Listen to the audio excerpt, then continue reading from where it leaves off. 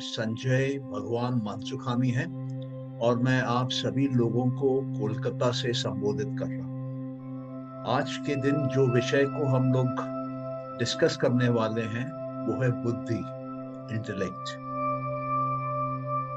सांख्य के दर्शन में जो उन्होंने 25 तत्व हमको समझाए,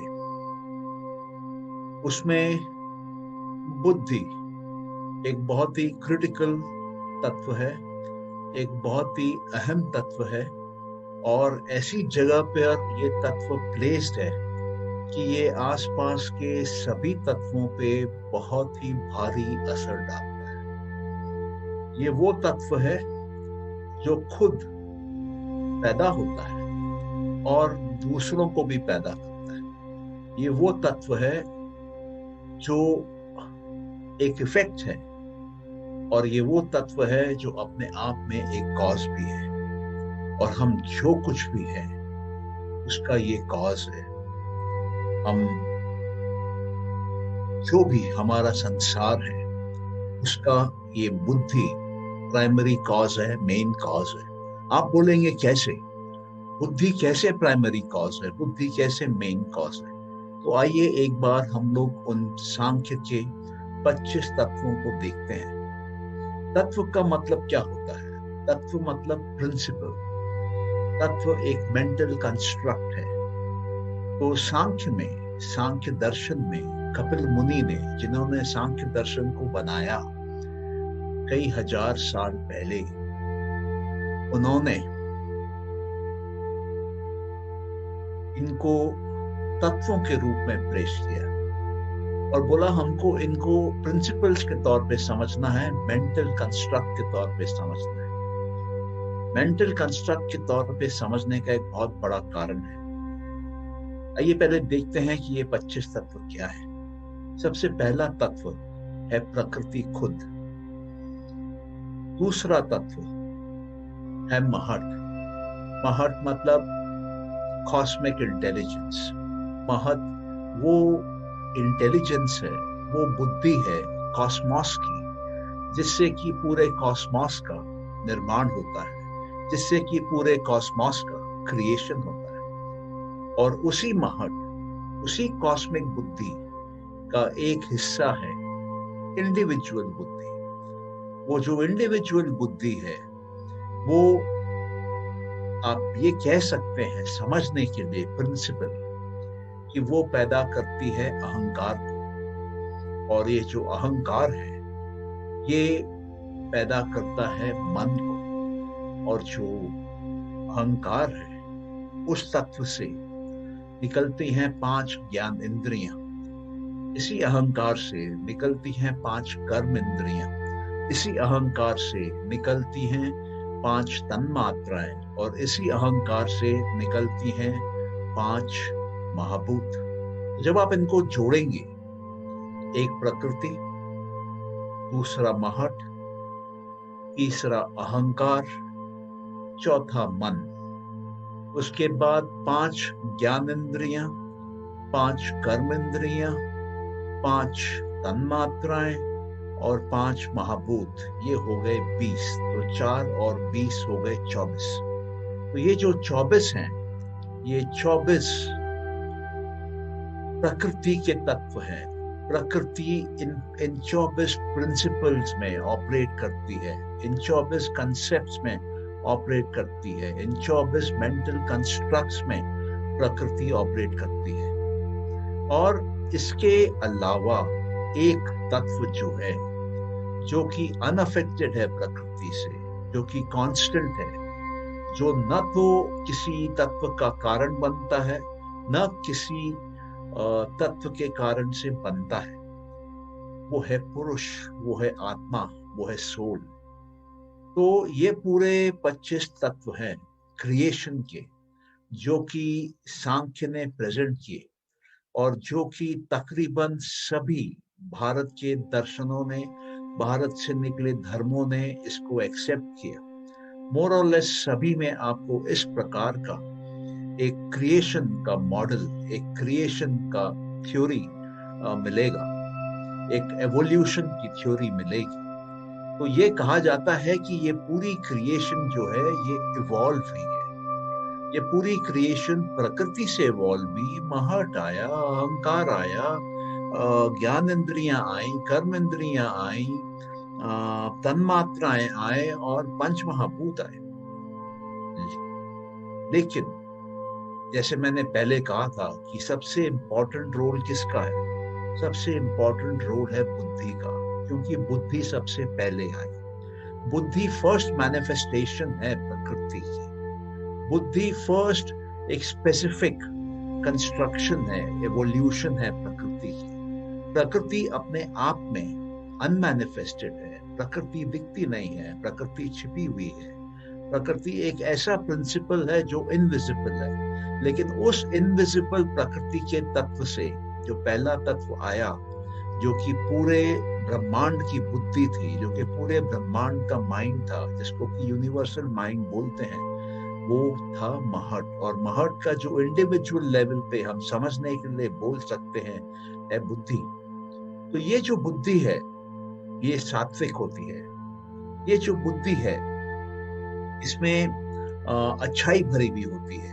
ये जो बुद्धि है इसमें जो गुडनेस होता है, ये जो बुद्धि है ये इनविजिबल है, ये बुद्धि दिखाई नहीं देती क्योंकि ये सात्विक है। और ये बुद्धि में रजस ना के बराबर होता है, कम होता है। तो हम ये देखते हैं कि जब एक बच्चा पैदा होता है तो वो है तो कॉस्मिक इंटेलिजेंस के ओशन के अंदर है, तो वो कॉस्मिक इंटेलिजेंस में घिरा हुआ, जैसे आकाश हमको घेर के रखता है वैसे कॉस्मिक इंटेलिजेंस, कॉस्मिक बुद्धि हमको घेर के रखती है। उसके अंदर उसका इंडिविजुअल इंटेलिजेंस आता है, लेकिन एक बच्चे की बुद्धि डेवलप नहीं रहती। बच्चा जब स्ट्रेट आता है तो उसका अटेंशन, उसका अवेयरनेस सीधा बाहर होता है। उसका अवेयरनेस पंच महाभूतों में होता है। उसकी इंद्रियां फंक्शन करना चालू करती हैं। वो कर्म इंद्रियों पे फोकस करता है। कर्म इंद्रियों के माध्यम से वो बाहर कर्म करना चाहता है, एक्शन करना चाहता है। उसका अहंकार कंट्रोल लेता है और बहुत कुछ करना चाहता है, बहुत कुछ दिखाना चाहता है। और उसका मन जो है वो अभी रिएक्टिव नेचर का होता है। उसका मन नाचता है, उसका मन एक बंदर के समान होता है। और एक बच्चे को उसी तरीके से मैनेज किया जाता है, क्योंकि माइंड ने अभी तक मैच्योरिटी डेवलप नहीं करी है, माइंड अभी तक कंट्रोल नहीं हुआ है, माइंड अभी तक इमैच्योर है, चाइल्डिश है। इसलिए उस माइंड में बहुत फ्लक्चुएशन होते हैं, उस माइंड में बहुत वृत्तियां आती हैं, उस माइंड में बहुत उथल पुथल होते हैं। उस माइंड में जो वृत्तियां आती हैं वो उस एज में, क्योंकि बच्चा अभी कच्चा है और वो बाहर एनवायरनमेंट से इंफॉर्मेशन ले रहा है, ज्ञान ले रहा है, वो ज्ञान उसके इंद्रियों से अपने आप अंदर फ्लो करके आ रहा है, वो उस पर कंट्रोल नहीं कर रहा है। तो बाहर जो कुछ भी है वो पूरा का पूरा ज्ञान वो अपने ज्ञान इंद्रियों के द्वारा अंदर लेता है।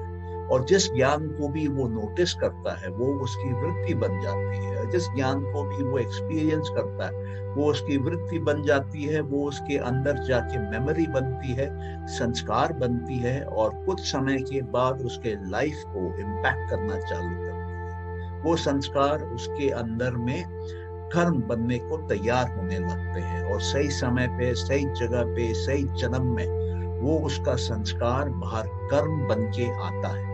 वो जो कर्म बन के आता है वो धार्मिक कर्म हो सकता है, वो अधार्मिक कर्म हो सकता है, वो दोनों का मिक्सचर हो सकता है। क्योंकि बुद्धि अभी तक डेवलप नहीं हुई है तो बच्चा अपने मन अनुसार वृत्तियां बना रहा है, संस्कार बना रहा है, कर्म पैदा कर रहा है, धर्म अधर्म को नहीं समझता।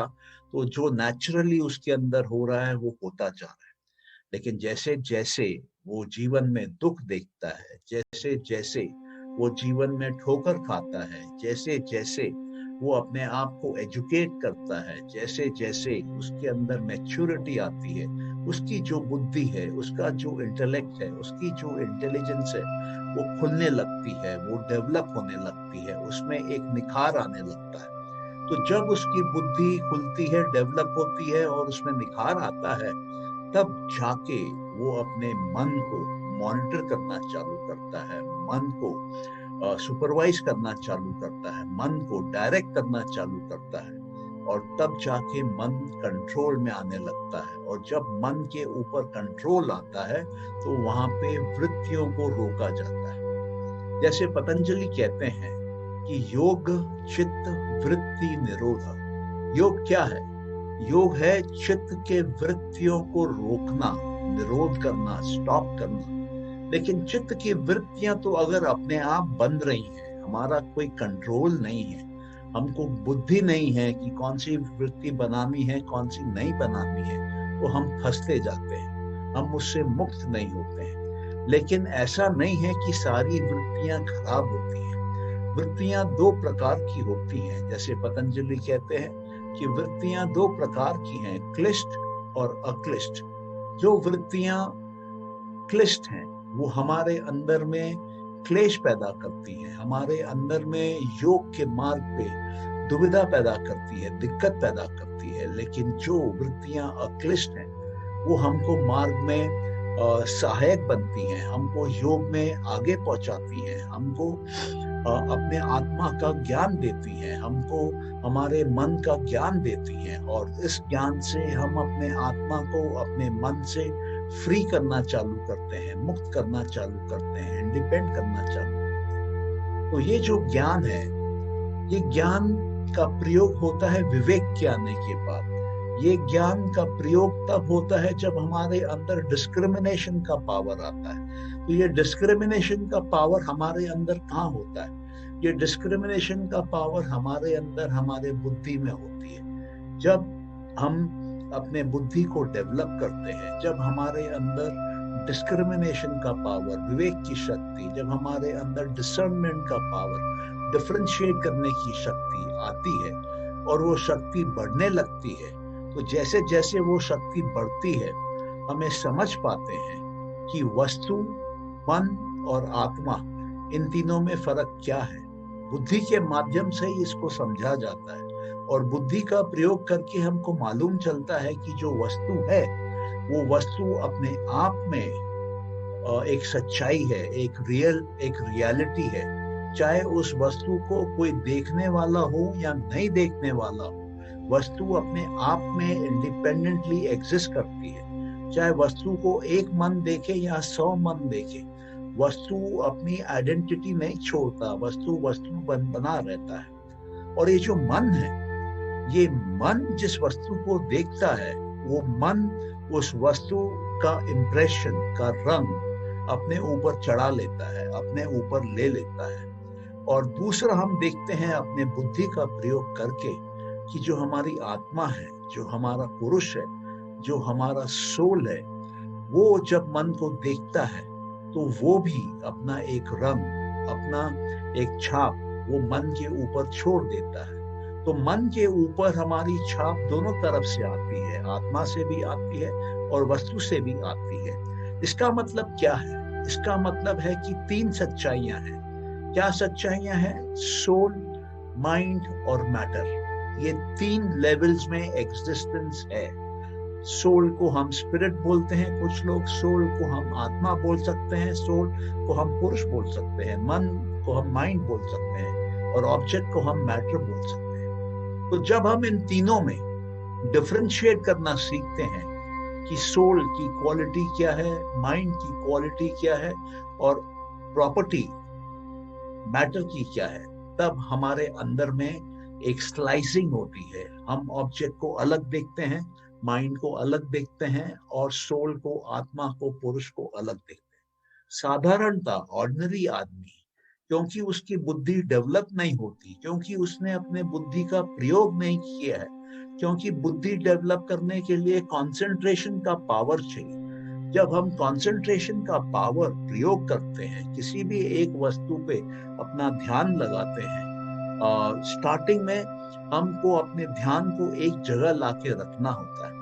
लेकिन जब हम अपने ध्यान को एक जगह लाकर रखते हैं और उसको वहीं फोकस करते हैं, वो ध्यान भागने की कोशिश करता है बायां दायां, लेकिन हम पकड़ के उसको वापस लेकर आते हैं। तो इससे हमारे अंदर में हमारी बुद्धि की शक्ति बढ़ती है, हमारा इंटेलिजेंस बढ़ता है। जब इसी कंसंट्रेशन को हम और एडवांस करते हैं, जब इसी कंसंट्रेशन को हम अपने अंदर एक मेडिटेशन बनाते हैं, जब इसी कंसंट्रेशन को हम विदाउट ब्रेक वन पॉइंटेडनेस में ले आते हैं, वन इमेज के फोकल पॉइंट पे ले आते हैं, और अलग अलग क्षणों में, चाहे समय अभी का हो या कुछ समय बाद का हो, वो इमेज फिक्स रहता है, वो पॉइंट फिक्स रहता है, तब वो उसको ध्यान बोलते हैं, उसको मेडिटेशन बोलते हैं। और ये ध्यान और ये मेडिटेशन करने से हमारी बुद्धि जो है वो और बढ़ती है, बुद्धि में जो विवेक की क्षमता है वो और बढ़ती है।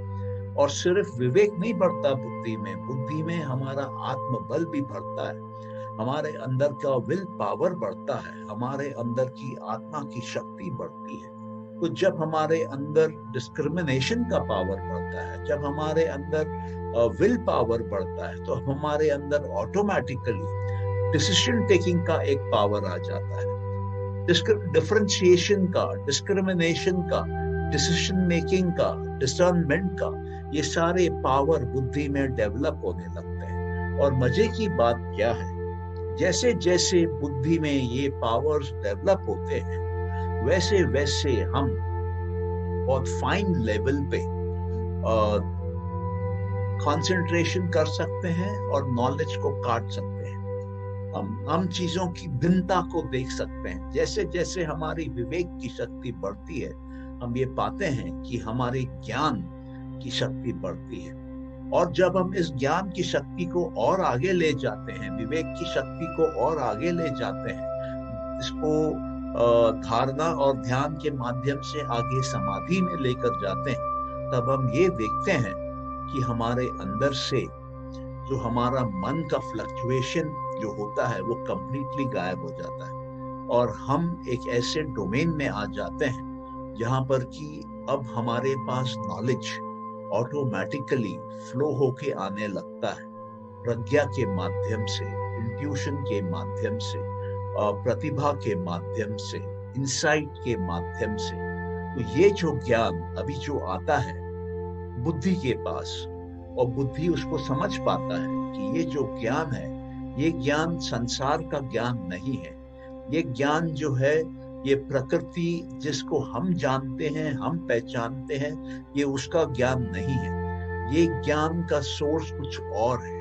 ये ज्ञान का सोर्स इस प्रकृति के बाहर है। ये ज्ञान का सोर्स हमारे अंदर का इंसाइट है, हमारा सिक्स सेंस है, हमारा इंट्यूशन है, हमारे तीसरी आंख खुलने की ये निशानी है, ये पहचान है कि हमारे अंदर एक्स्ट्रा सेंसरी पावर्स डेवलप हो रहे हैं, जो कि नॉर्मल ह्यूमन बीइंग्स में नहीं होता है। और जब इस प्रकार का एक्स्ट्रा सेंसरी परसेप्शन चालू हो जाते हैं, तो हमारी बुद्धि को ये कैपेबिलिटी आ जाती है कि वो वास्ट लेवल का नॉलेज पाने लगता है। और जब वो वास्ट लेवल का नॉलेज पाने लगता है, तब वो ये भी देखता है कि उसके पास पावर भी बढ़ने लग गया। जैसे हमने पहले कहा था कि उसके डिफरेंशिएशन का पावर बढ़ता है, उसके डिस्क्रिमिनेशन का पावर बढ़ता है, उसके डिसर्नमेंट का पावर बढ़ता है, उसके विल पावर का पावर बढ़ता है, उसके डिसीजन मेकिंग का पावर बढ़ता है। तो जब ओवरऑल वो पावर में एक्सपैंड होने लगता है, और बुद्धि जैसे जैसे पावर में एक्सपैंड होती है, वैसे वैसे वो आत्मा के करीब जाने लगती है। और आप लोगों को ये ध्यान में रखना होगा कि हमने जो वो 25 तत्व देखे थे सांख्य के, उन 25 तत्वों में से सात्विक जो है इंडिविजुअल लेवल पे सिर्फ बुद्धि है, और उसके बाद वो धीरे धीरे पूरा ग्रॉस हो जाता है। और बाहर जब वो 5 महाभूत बनते हैं, जैसे आकाश, वायु, अग्नि, जल और पृथ्वी, तो जैसे जैसे वो आकाश से आप मूव करते हैं, आकाश से वायु, वायु से अग्नि, अग्नि से जल और जल से पृथ्वी, आप क्या देखते हैं? आप ये देखते हैं कि उसके अंदर की तमस बढ़ गई है, वो हेवी हो गया है। अभी जिस सब्सटेंस की हम बात कर रहे हैं, जिस प्रिंसिपल की हम बात कर रहे हैं, उसमें सॉलिडनेस आ गई है। तो पृथ्वी जो है वो प्रिंसिपल है जो कि फुल्ली सॉलिड है, और आकाश वो प्रिंसिपल है जो कि इनफाइनाइट है लेकिन फुल्ली सात्विक है। उसके अंदर कोई फॉर्म नहीं है, वो कंप्लीटली फॉर्मलेस है। तो ये देखते हम, जैसे हम रोल आउट करते हैं, जैसे हम प्रकृति से एक एक तत्व करके बाहर की तरफ जाते हैं, वो 24 तत्वों तक पहुंचते हैं। वैसे जो आखिरी के 4 तत्व हैं, 20, 21, 22, 23, 24, इसमें ग्रॉसनेस बहुत बढ़ जाती है, आकाश से लेके पृथ्वी तक। और ये इतना ग्रॉसनेस आ जाता है और तमस आ जाता है। तमस मतलब फॉर्म।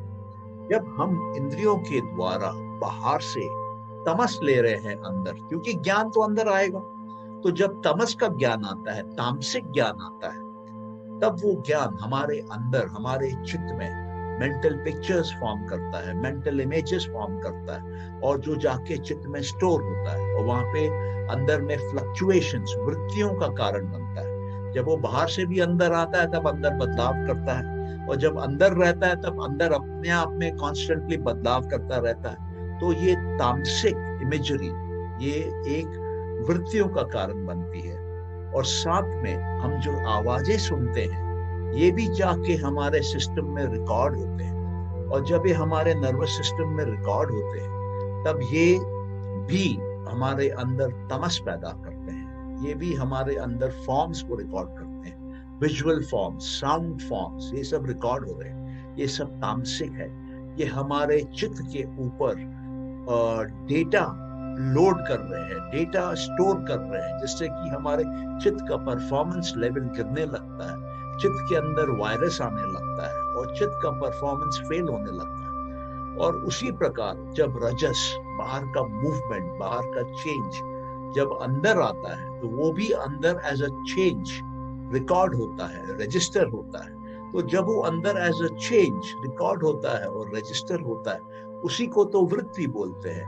पतंजलि बोले, योग चित्त वृत्ति निरोध।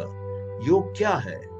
योग वो स्थिति है जिसमें कि हम चित्त के अंदर आने वाले बदलाव को रोकें, हम अपने मन के अंदर जो चेंजेस हो रही हैं उसको रोकें। लेकिन अगर बाहर से हम इंफॉर्मेशन ले रहे हैं, ज्ञान ले रहे हैं, नॉलेज ले रहे हैं, डेटा ले रहे हैं, तो वो तो हमारे अंदर में हम उसको अगर नोटिस करते हैं, एक्सपीरियंस करते हैं, मेमोराइज करते हैं, तो वो तो ऑटोमेटिकली चेंज ले आते हैं। तो वृत्तियां आ जाती हैं। अब वृत्तियां 2 प्रकार की हैं, अच्छी वृत्तियां और बुरी वृत्तियां, सुख देने वाली वृत्तियां और दुख देने वाली वृत्तियां। लेकिन ये दोनों प्रकार की वृत्तियां हो, फिर भी पतंजलि कहते हैं कि वृत्तियां को हम जो सुख देने वाली हैं वो भी टेम्पररी है, उनको भी हमको आगे चल के अपने अंदर से निकालना है। हमको हमारे माइंड में चेंज को एक्सेप्ट नहीं करना है, वो चेंज जो कि हमको नुकसान पहुंचा रही है, और वो चेंज जो हमको फायदा दे रही है उसको हमको तब तक यूज करना है जब तक वो हमारे अंदर वो फायदा देती है, और जब वो नुकसान देना चालू करती है हमको उसको निकाल देना है। तो मजे की बात मेरे प्यारे भाइयों बहनों दोस्तों ये है कि वो कहते हैं कि वृत्तियां क्या है? 5 प्रकार की वृत्तियां हैं। राइट नॉलेज, ये वृत्ति है। हम जो भी बाहर से राइट नॉलेज लेते हैं जो सही है, वो उसको अपने अंदर रखते हैं, तो वो भी हमारे अंदर वृत्ति पैदा करता है। रॉन्ग नॉलेज, ये भी वृत्ति पैदा करता है। मेमोरी, ये भी वृत्ति पैदा करती है। इमेजिनेशन, ये भी वृत्ति पैदा करती है। निद्रा, ये भी वृत्ति पैदा करती है। वृत्ति मतलब जो हमारे मेंटल स्टेट को चेंज करे, जो हमारे माइंड में बदलाव लाए, जिसको कि हम अंदर स्टोर कर ले, तो माइंड का जो पहले का स्टेट था, स्टोर करने के बाद वो माइंड का स्टेट चेंज हो जाता है, माइंड की इंफॉर्मेशन चेंज हो जाती है, वो वृत्ति है। तो कहते हैं कि अब हमको बुद्धि होनी चाहिए कि हम इस वृत्ति की सफाई करें, हम उन वृत्तियों को निकालें जो हमारे लिए काम की नहीं है, और उन्हीं वृत्तियों को रखें जिसका हमको काम है। तो ये हम कब कर सकते हैं? जब हमको पावर ऑफ डिस्क्रिमिनेशन होगा, जब हमको पावर ऑफ डिसर्नमेंट होगा, और जब हमको विल पावर होगा। तो उस विल पावर के माध्यम से हम इसको अनवांटेड वृत्ति को बाहर निकाल पाएंगे। और ये बहुत जरूरी है कि जब तक हमको बुद्धि नहीं है, विवेक की शक्ति नहीं है, डिसीजन मेकिंग का पावर नहीं है, विल पावर नहीं है, तब हम ये सब चीजें नहीं कर सकते हैं। और मजे की बात क्या है कि बाहर से जितना भी तमस और रजस अंदर आ रहा है, जो भी ज्ञान, तामसिक ज्ञान, राजसिक ज्ञान, सात्विक ज्ञान, जो भी ज्ञान अंदर आ रहा है, वो ज्ञान कहीं ना कहीं तो स्टोर हो रहा है, या तो वो तो फ्लो करके निकल जाएगा। तो वो ज्ञान कहाँ स्टोर हो रहा है? वो ज्ञान बुद्धि के पास आके स्टोर होता है, बुद्धि को कवर करने लगता है। वो ज्ञान मन को कवर करता है, वो ज्ञान अहंकार को कवर करने लगता है। तो हमको अंदर की सफाई करनी पड़ती है। हमको अपने अंतरंगा, जो हमारे अंदर के अंग हैं, जो हमारे अंदर के मन के 3 हिस्से हैं, उनको हमको अंदर क्लीन करना पड़ता है, उनको हमको अंदर प्यूरिफाई करना पड़ता है, उनको हमको अंदर फिल्टर आउट करना पड़ता है। अभी मान लीजिए कि हमारी आत्मा वो भी सात्विक के समान है, क्लियर है,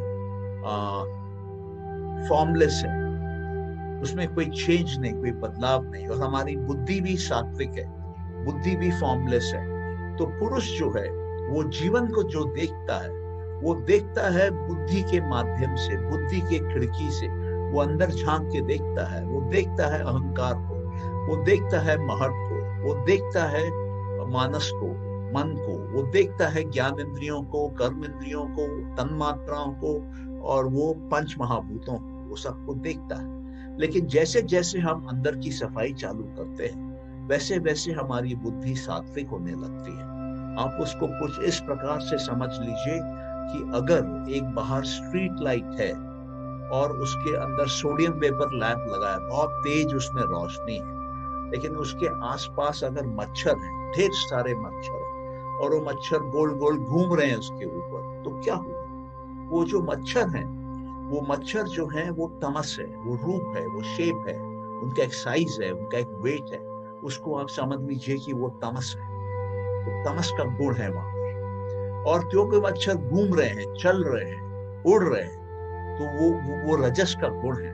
तो जब तमस का गुण और रजस का गुण रहता है, तो आत्मा की जो रोशनी है वो कवर हो जाती है। जिस प्रकार से एक स्ट्रीट लाइट की रोशनी मच्छरों के, ढेर सारे मच्छरों के होने से और उसके इर्द गिर्द घूमने से ढक जाती है, छुप जाती है, अंधेरा छा जाता है, उसी प्रकार हमारे अंदर आत्मा की रोशनी, आत्मा की लौ होने के बावजूद भी, क्योंकि उसके ऊपर ये सब छाया हुआ है, ये सब बादल छाया हुआ है तमस का, रजस का, तो वो अंदर की रोशनी, अंदर की लौ वो बाहर तक नहीं आती है, हमारा अंदर अंधेरे में बन जाता है। लेकिन जब हम इसको पूरा क्लीन कर देते हैं, तो हमारी जब बुद्धि सात्विक हो जाती है, प्योर हो जाती है, तब हम देखते हैं कि आत्मा का लिबरेशन, आत्मा की मुक्ति, आत्मा केवल्य की तरफ जाने लगती है। अब आत्मा में इतना सात्विक होने के कारण इतना डिस्क्रिमिनेशन का पावर आ जाता है बुद्धि में कि वो मन और आत्मा दोनों को, गैप को समझने लगती है, इंटरप्रेट करने लगती है, डिफरेंशिएट करने लगती है, डिस्क्रिमिनेट करने लगती है। और जैसे जैसे बुद्धि प्योर हो जाती है और बुद्धि की प्योरिटी आत्मा के प्योरिटी के समान हो जाती है, वहां पर वो दोनों सेपरेट आउट कर जाते हैं। वहां पर जो पुरुष है वो बुद्धि से अलग हो जाता है। और अब क्योंकि पुरुष अलग हो गया है, पुरुष डिटैच हो गया है, और पुरुष तो पहले बुद्धि के माध्यम से अंदर सारी वृत्तियों को देख रहा था, संस्कारों को देख रहा था, अंदर पिक्चर देख रहा था, वो जीवन का क्या हो रहा है, जो कुछ भी हो रहा था मन में, मन के पर्दे पे, वो उसको देख रहा था। लेकिन क्योंकि अभी मन का पर्दा साफ हो गया, मन पे कोई वृत्ति नहीं है, मन में कोई तमस नहीं है, रजस नहीं है, कोई रूप नहीं है, कोई चेंज नहीं है, कोई मोशन नहीं है, तो क्या चीज को देखे? अहंकार में भी कोई रंग नहीं है, कोई रूप नहीं है, कोई चेंज नहीं है, तो क्या चीज को देखे? बुद्धि में भी कोई तमस नहीं है, कोई रजस नहीं है, तो वो क्या चीज को देखे? किसका रूप देखे? किसका चेंज देखे? तो वो जो पुरुष है वो अभी अंदर, प्रकृति के अंदर बुद्धि के माध्यम से देखना बंद कर देता है। और जब वो प्रकृति के अंदर बुद्धि के माध्यम से देखना बंद कर देता है, तो वो किसको देखे? वो फिर अपने आप को देखने लगता है। जब अपने आप को देखने लगता है, तो वो अपने स्वरूप को देखता है। तो आत्मा जब अपने आप को देखती है, अपने स्वरूप को देखती है, उसको बोलते हैं आत्मा साक्षात्कार, उसको बोलते हैं सेल्फ रियलाइजेशन।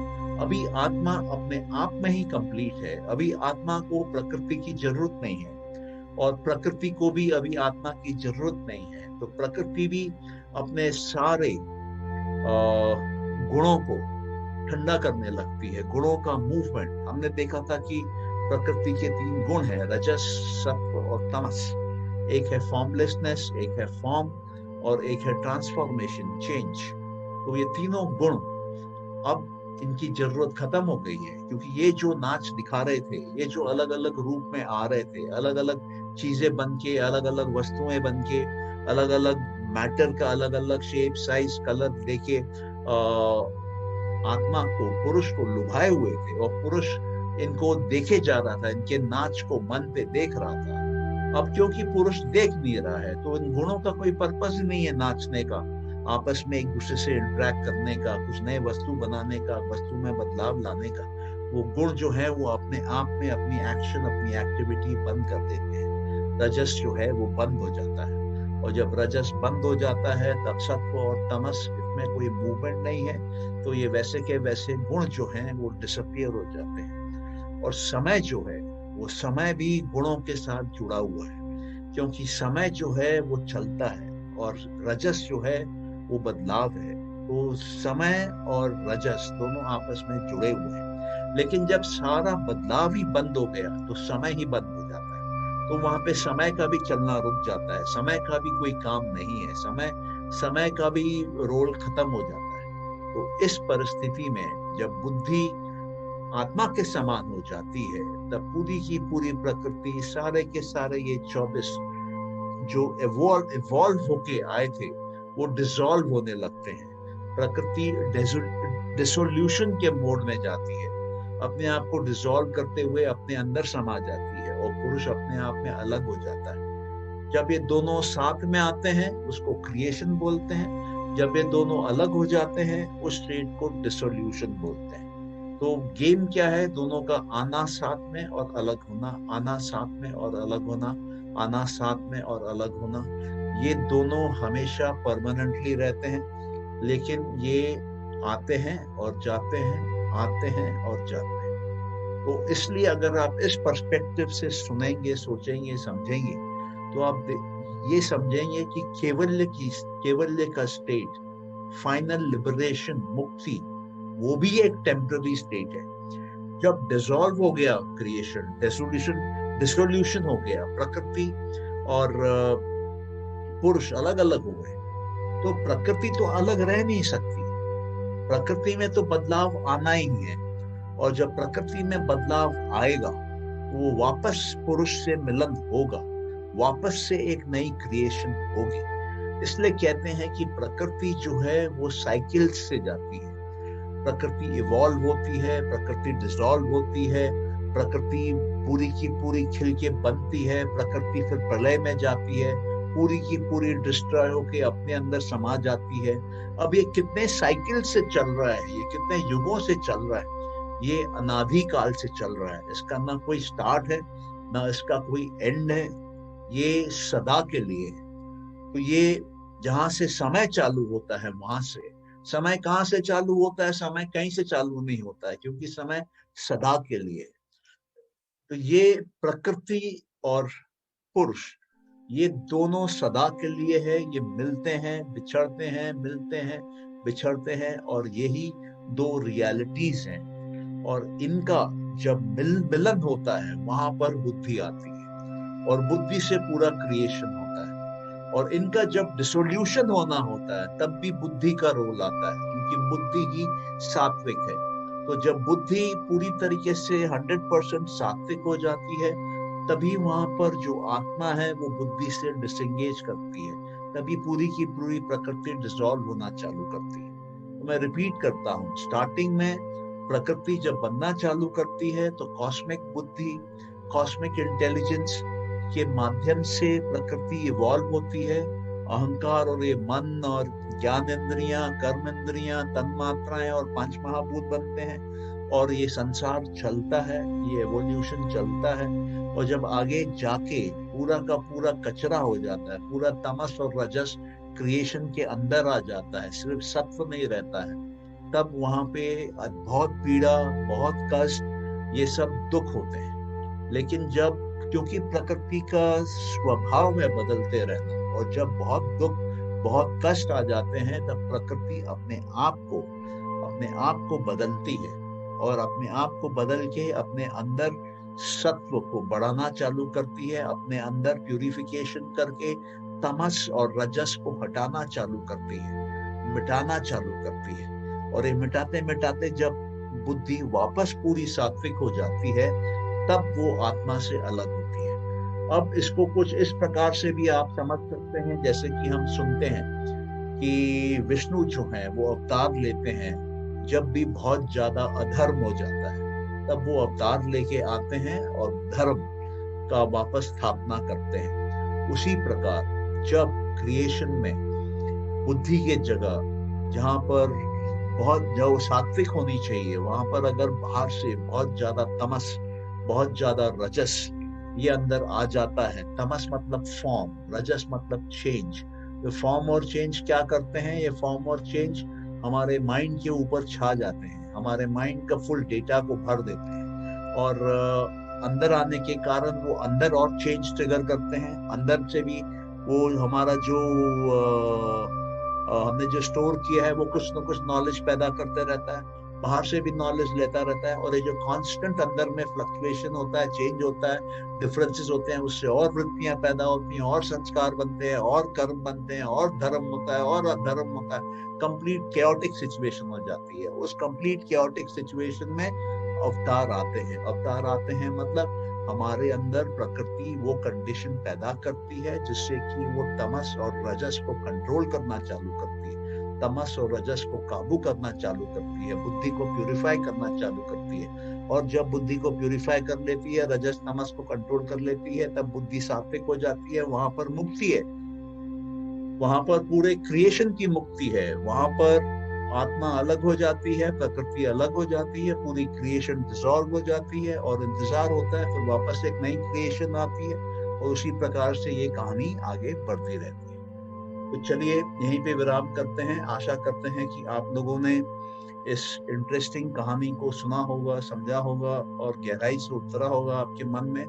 ये कहानी आपको इसलिए सुनाई जाती है क्योंकि ये कहानियां सुन के, अपने अंदर इस प्रकार के तत्व डाल के, अपने अंदर इस प्रकार के कंसेप्ट डाल के, प्रिंसिपल डाल के, हम जब इन पे विश्वास करते हैं तो ये सच्चाई लेते हैं। ऐसे ही हमारे मन का कंस्ट्रक्शन है कि जिस चीज पे भी हम विश्वास करेंगे वो सत्य होगा। हम ईश्वर पे विश्वास करेंगे, ईश्वर सत्य होगा।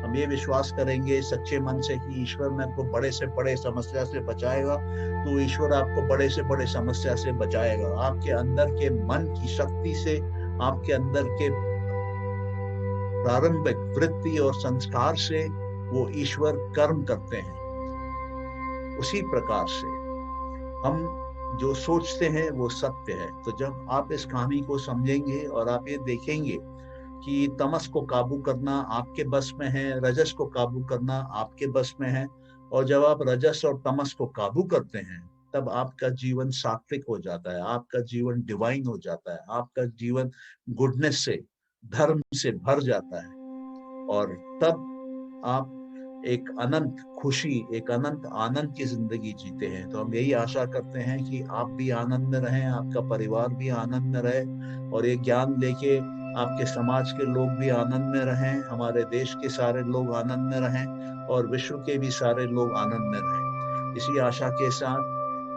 इसी प्रार्थना के साथ आज आपसे विदा लेते हैं और आपसे रिक्वेस्ट करते हैं कि आप पतंजलि के योग सूत्रों को पढ़ें, पतंजलि के योग सूत्रों को समझें, सांख्य दर्शन को पढ़ें, सांख्य दर्शन को समझें, ताकि हमारे जीवन में एक चमत्कारिक तौर पे बदलाव आए। आज मानवता के सामने बहुत सारा रजस है, बहुत सारा तमस है। जब तक हम अपने आप को प्यूरिफाई नहीं करेंगे, अपने बुद्धि के अंदर अपने आत्मबल का, अपने डिसीजन मेकिंग पावर का, अपने डिफरेंशिएशन के पावर का, डिस्क्रिमिनेशन के पावर का, डिसर्नमेंट के पावर का प्रयोग नहीं करेंगे, तब तक ये नहीं होगा। अपने विवेक शक्ति से अपने अंदर का तमस को निकालिए, अपने अंदर के रजस को निकालिए और मुक्ति का एहसास करिए, एक अच्छे समय का एहसास करिए, आनंद का एहसास करिए। बहुत बहुत धन्यवाद। ईश्वर आपके जीवन में जो कुछ भी आप चाहें आपको दे। Thank you so much.